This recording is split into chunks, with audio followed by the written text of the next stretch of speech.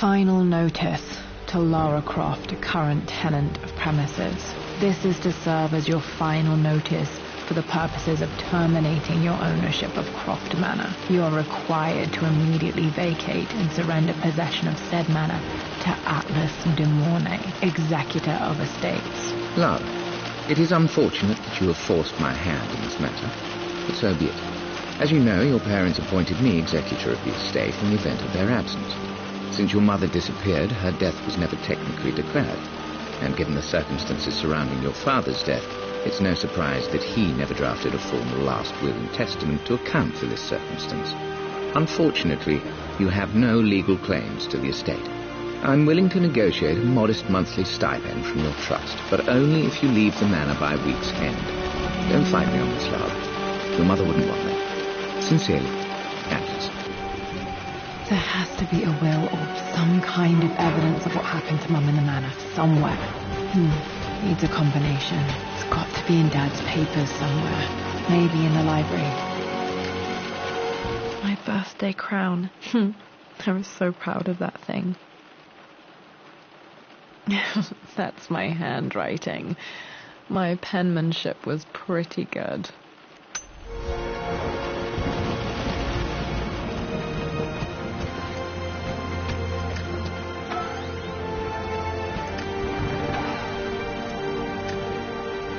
Dad's book about immortality myths might be useful in my research.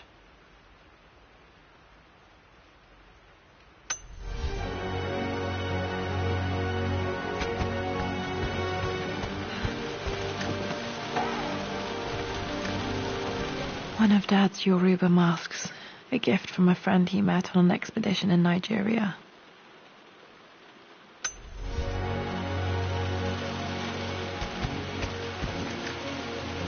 This is probably my grandfather Benjamin.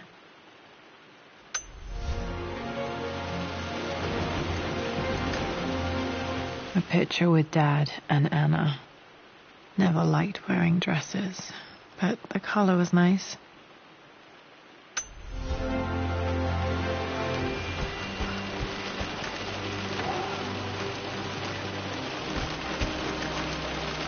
Dad would have liked me to go to Oxford, but I insisted on UCL. Yep, looks real. Roth once offered to forge me a fake diploma to show Dad.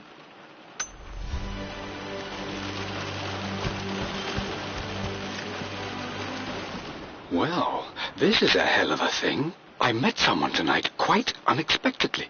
But it shouldn't have been, it seems.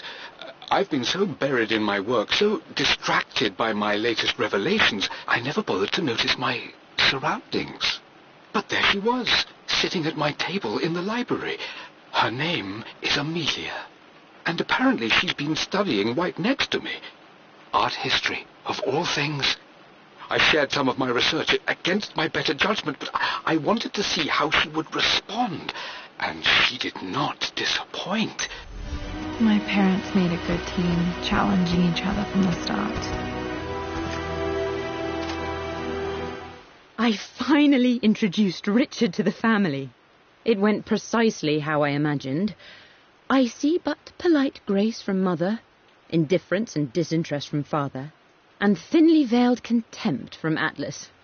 Of course they don't approve. To them, Lord Croft is the man who took away their beloved daughter and ruined her long-standing engagement, though I was never going to marry that repugnant Earl of Farringdon anyway. It must have been hard for Mum to go against her family's wishes. I'm glad she did. The door to the library. Locked. There's got to be another way, the way.